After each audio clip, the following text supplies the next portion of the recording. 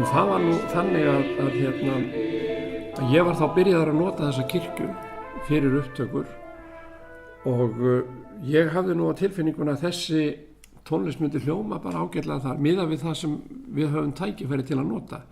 Og svo var hitt að á þessu, þegar þetta var gert, þá var ég náttúrulega með þetta heimasmíðaða stúdíóborð og gat þessum tekið þetta upp í stereo, sem var ekki möguleiki með tækjum útásins.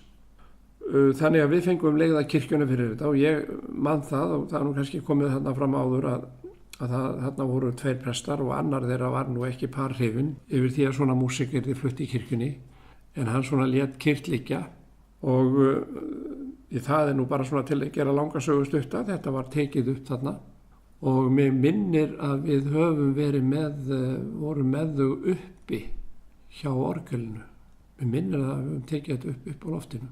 En hljómurinn í kirkjunu náttúrulega látin halda sér svolítið og það gefur þessu svona friskleika og léttleika, þannig að þetta svona virkar mjög vel, finnst mér. Auðvitað er náttúrulega upptakan bara barn síns tíma.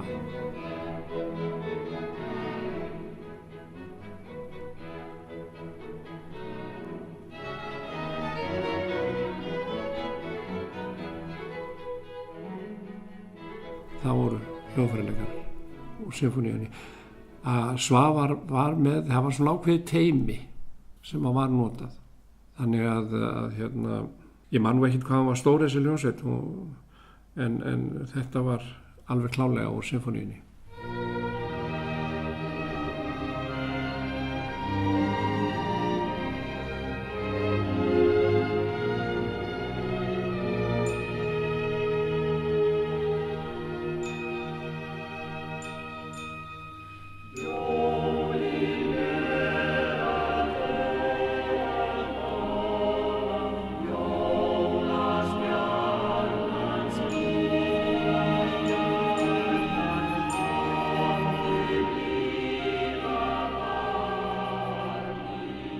En ég hef alveg örugglega haft einhverja hliðsjón af því að hljóðfæri lækju sem minnst á milli hljóðnema sko.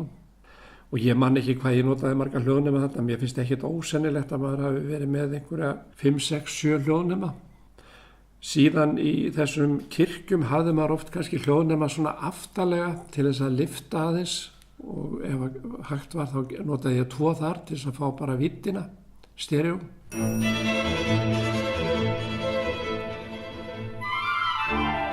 Jólin gleð og gaman, fór, fór, fór.